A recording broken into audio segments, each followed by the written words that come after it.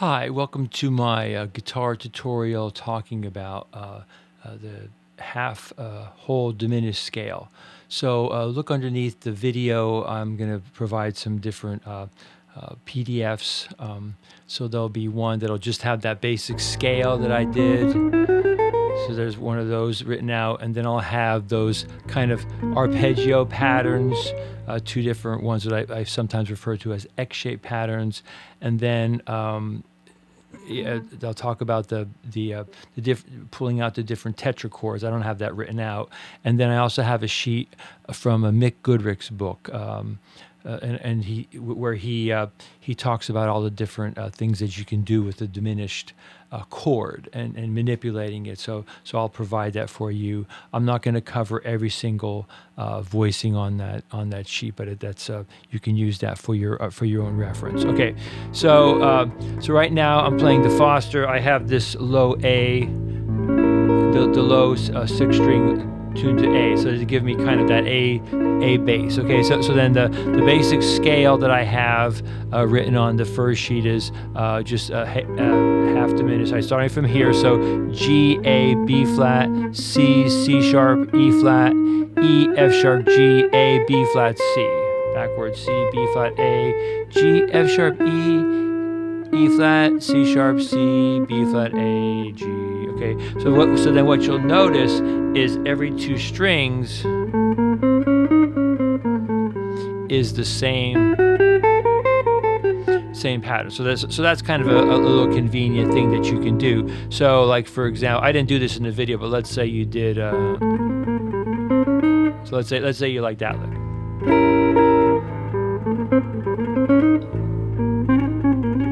You can just move that up.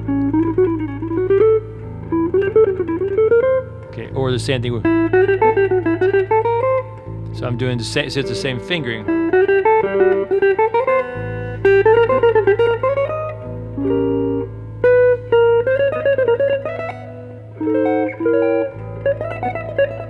Right. So that's kind of very convenient.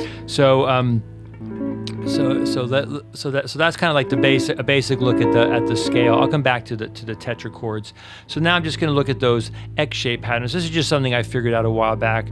Just a very convenient way of playing diminished seventh arpeggio. So here I'm starting on G, B flat, C sharp, E, G. Right. So because this is symmetrical, I can move this up or down in 3 frets. So I think in the opening to the video, I didn't go here, but I can also go here.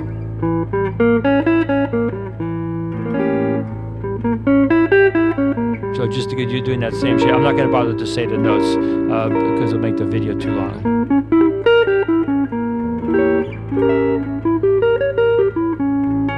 And then up here. Right, so then if you practice your sweep picking,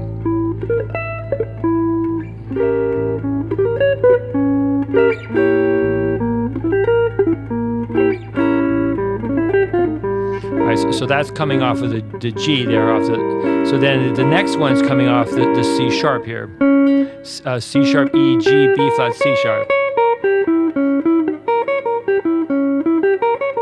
All right, so then I'll take that one through, so I'll take that one up and down the fretboard.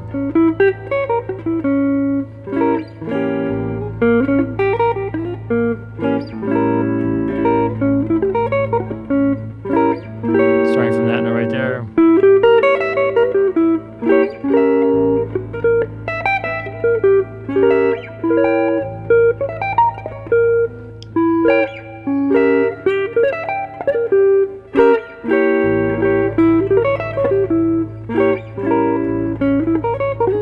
That's just going up and down. So I didn't do this in the opening to the video, but then there's a kind of a cool little device that you can use here where you can go this one and then to this one and just kind of alternate between the two.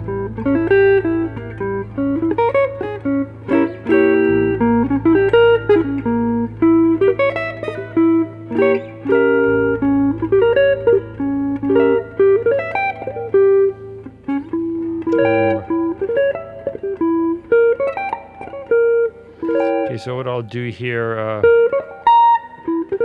I just go up, I just kind of go up up each arpeggio.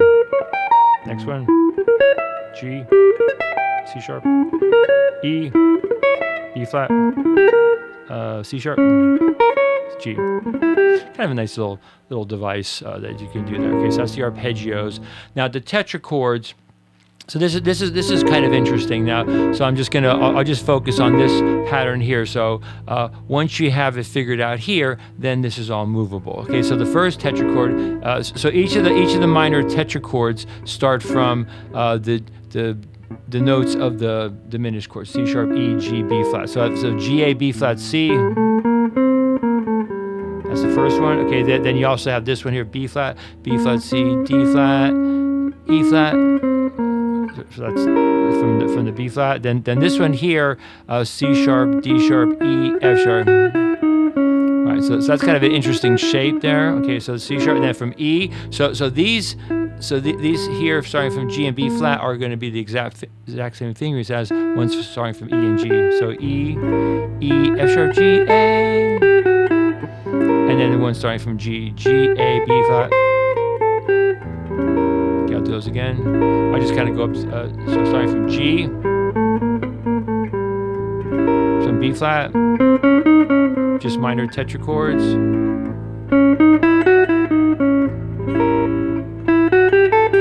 First 4 notes of a minor scale.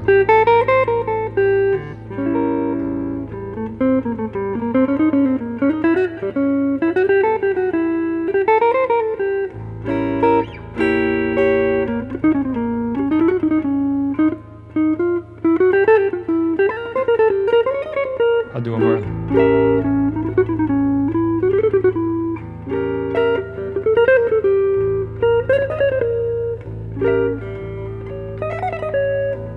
I'll do one more. So you notice how that low A really helps you to kind of hear the tonality.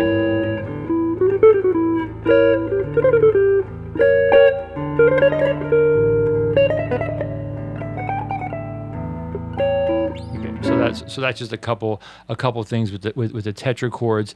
Then as far as the voicings, I'll just sort of talk about a couple of those voicings. So one of the things I was doing when I was getting ready for this video, I was trying to see if I can kind of connect the tetrachords to some of the voicings in Goodrick's book. So one of the things that Goodrick does is he takes the basic diminished chord and then he manipulates each of the notes. So I didn't use this one in the video.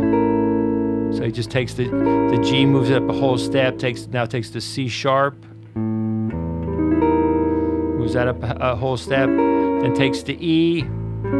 So that's a voicing that I use a lot. One of my mentors, Dave Klein, I've mentioned on my videos. He taught me that chord. So that's a great chord. Okay, and then this one here, taking the B flat and moving up to C. So then Goodrick does all different kind of manipulations of that.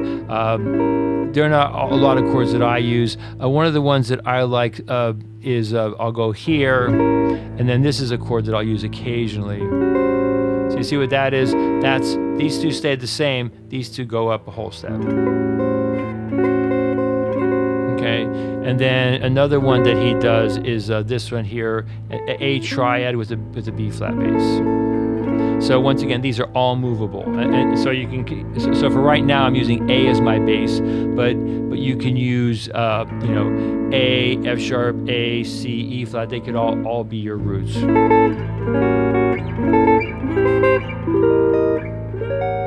Right. Okay. So I think the thing I did in the opening video, I think I did something like I used this voicing. I thought that was a kind of a cool sound.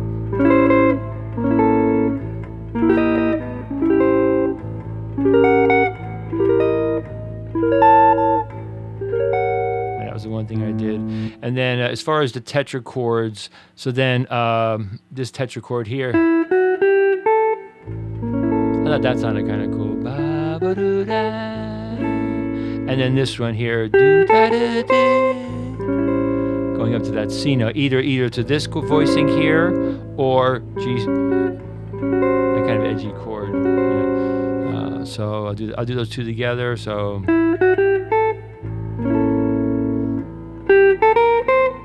Okay, now I'll add that extra note. You can also add that F sharp there.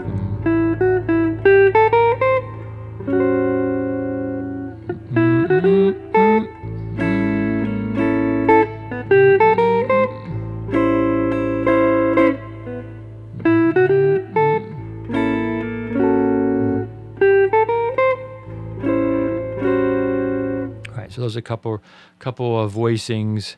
So and then the other thing I was just kind of doing little pieces of kind of diminished chords. So if you're coming down the tetrachord,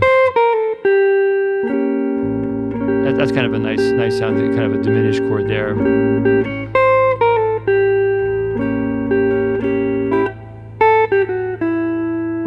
And I'm just going to like a little diminished chord, C sharp, E, G. Kind of looks a little like an A7 chord.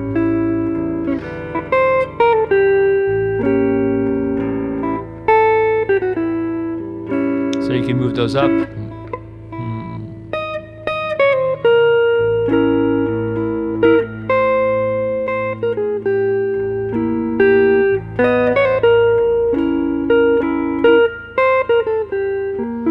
move it again.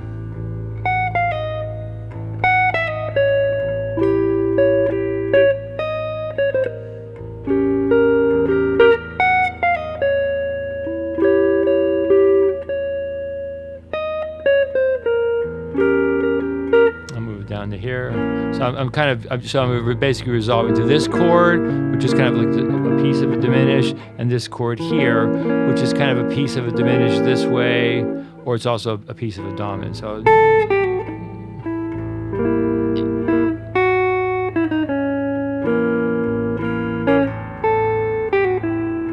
diminished. Okay. And then the other thing, obviously, then this is basically a dominant chord. So then you can resolve to either D major seventh or like a D minor chord. So I wanted to just point out quickly that this is just something that I've had in my files, for many years, and I just decided to pull out some of these old studies that I did years ago. And then just give them a different approach. So let's say I wanted to take one of these,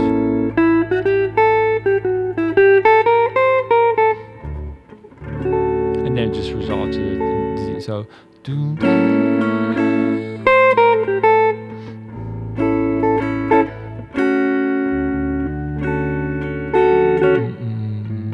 How about this one?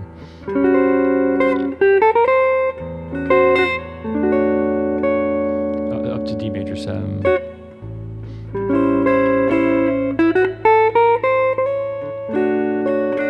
Let's see, I went here.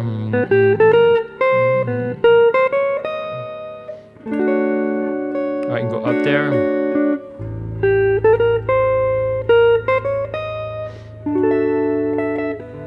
I just went to like a D major 9. Then if I hear.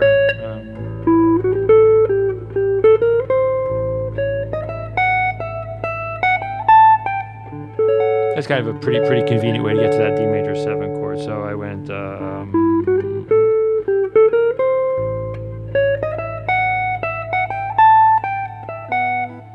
Yeah, that resolves really nice. I'll do that sort of the same thing down here. So you have your A, tetrachords.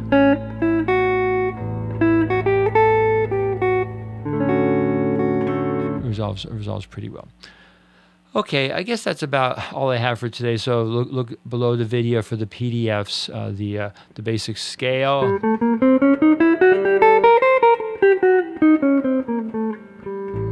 Okay, and then these X-shaped patterns. Okay, move those around, and then these, and then the different voicings from the, from Goodrick's book. Just manipulating your. Going up a whole step.